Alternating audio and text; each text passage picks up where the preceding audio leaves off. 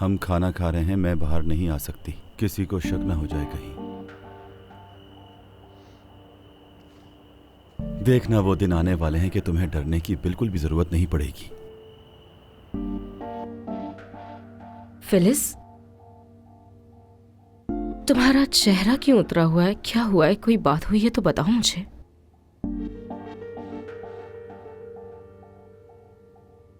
सब कुछ ठीक है फिलिस? जी बिल्कुल ठीक है। कंपनी मैसेज है।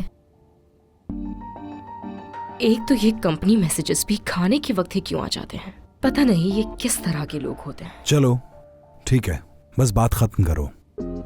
बेटा, अम्मी ने मुझे बताया था कि तुम काम करना चाहती हो।